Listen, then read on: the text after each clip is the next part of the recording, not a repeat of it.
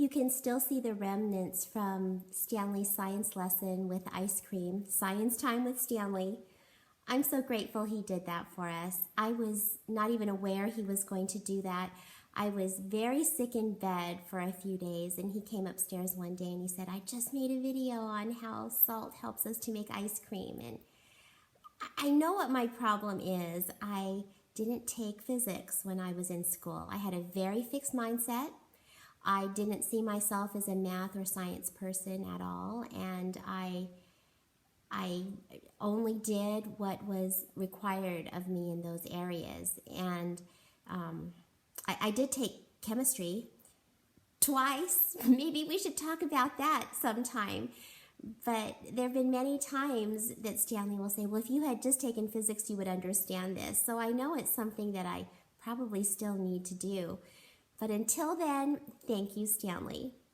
I have to tell you what he's up to while I'm doing this. He's in his office doing his own recordings, not for something like this, but this semester he'll be teaching at Crafton Hills College asynchronous statistics.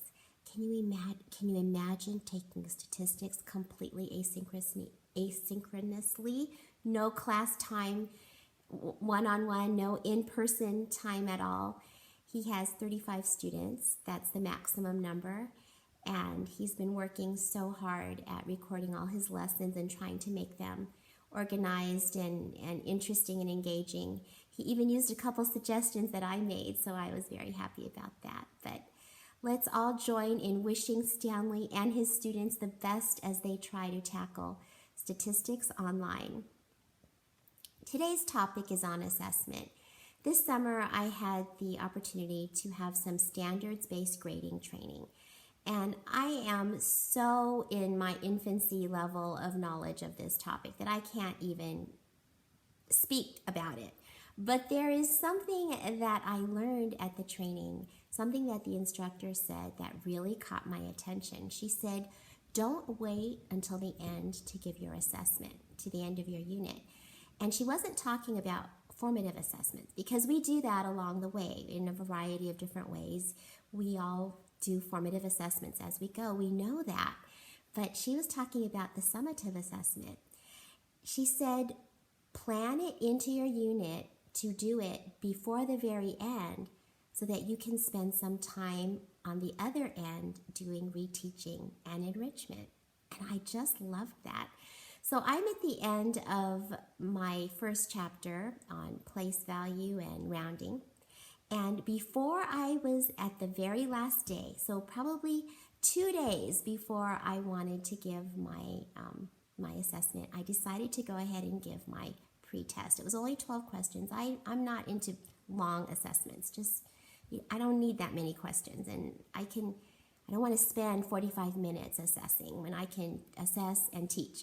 So I gave my practice test, and of course some students struggled, and wouldn't you know, the area that those students struggled was in expanded notation and rounding, which were the things at the very end of the chapter. So what I did is I've made two videos on this topic that are very helpful. It's roll on place value and then the bump games. So I had them do the bump games on rounding and expanded notation. And then I called up each student one by one and went over the problem areas that they had.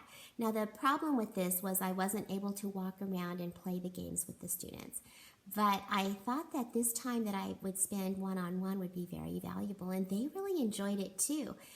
And some students didn't need any time with me, and some only had one question. But those who had a few, I was able to just zero in on their areas.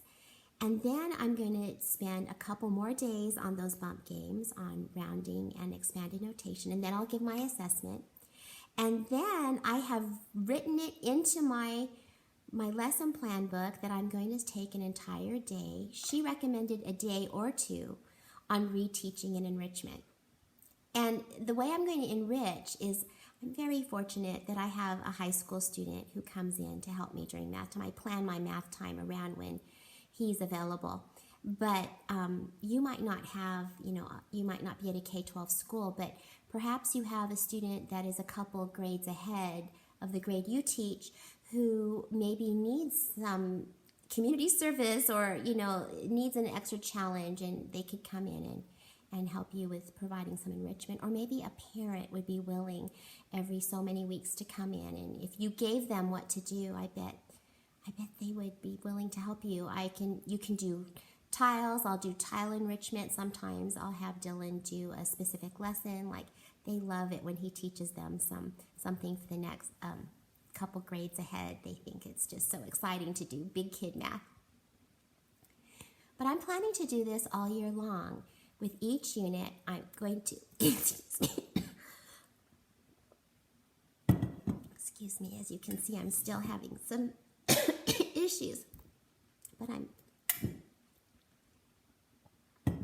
planning to build into each unit a day or two for specific reteaching and enrichment.